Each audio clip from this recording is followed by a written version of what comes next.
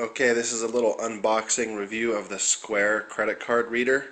You can get one at square.com. I believe it's squareup.com. SQUAREUP.com. It's the inventor is Jack Dorsey from Twitter, the website twitter.com.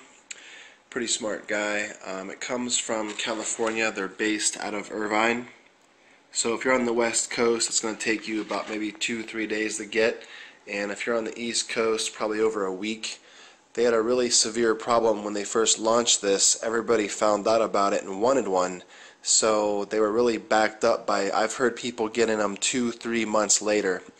Now they're pretty up to speed. A lot of my friends are getting them 2 to 3 days out here. So I think they're pretty much done with being backlogged.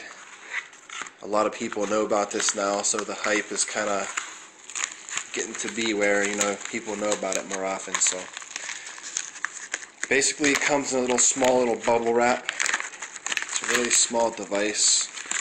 They give you a little sticker I guess you can put anywhere. One day it's going to be as popular as, having a sticker on your business like Visa, MasterCard. Bear with me here, I'm not a professional reviewer, so I'm doing this with one hand. It says, "Welcome to Square. You're ready to accept credit cards. Plug in your Square reader, get paid, Visa, MasterCard, American Express, Discover, squareup.com." But basically it's just a little credit card swiper that plugs into any 3.5mm jack, which in the future, if not already, I think 90% of phones all have that anyways. Even HTC now is doing away with their little mini USB, and they're using their headphone jack for the 3.5. Now they did a lot of changes to this one. Looks like they're Apple fans here with this design, but anyways, they put the little loop, the little holes there to put a little lanyard or a keychain through there. That was a big complaint that no one had any way to carry the device. So now they're making little pouches and keychains and square lanyards, things like that.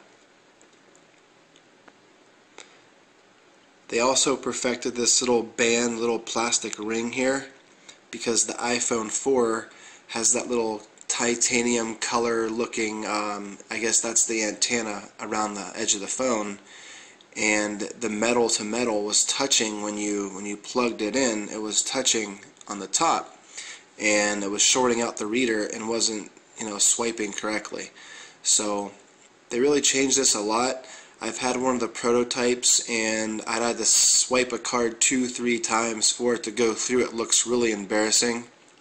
People are already kind of a little bit uneasy when you pull out a touchscreen cell phone and want to swipe their card. More or less, when you swipe it 3 times and it doesn't authorize, it really kind of sends the wrong signal. But it's the wave of the future. For our generation, it's going to be normal. For the older generation, they're probably not going to like it. So yeah, that's pretty much it. I mean, it's 2.75% they're going to charge you in order to use this. There's no monthly minimums. They also charge 15 cents per transaction, so it's going to be 2.75 swiped and 3.5 keyed in. And they do get a social security number, or if it's a business account, they do get an EIN. Did they pull my credit report? I don't know. I got approved. My credit's pretty good, so I don't know if they pulled it or not. If you're a big, huge business, it might not be for you, because there is a $1,000 per week limitation on the device for, I think, the first 90 days, or I don't know. No one knows what their exact stipulation is, so it may possibly be the first month, the first 3 months. You can do $1,000 per week or $4,000 per month, whichever comes first. And what happens is you get that money like a PayPal account, and you get that money the next day. Takes about 2 days to get deposited in your account, and then what happens is they hold that money for 30 days to prevent fraud. So for instance, if you do over like a $2,000 order, you're going to get that first $1,000 in about 2 days. Then they're going to hold it for 30, and they'll release it to you 30 days. I guess that's their way of preventing fraud, where, I mean, if you do a $2,000 credit transaction on my credit card, I'm pretty much going to know about it within a month. I'm going to check online, or I'm going to get my statement in the mail, and I'm pretty much going to call and say, hey, I don't know who this is. Another cool feature is it gives you a geotag, Google map, where it tells you what cross streets and where you were at when you swiped the card. And you could email the receipt to the customer and it shows up. You could also take a picture of either the product, or let's say you're selling a table. Let's say you're selling this table at a garage sale.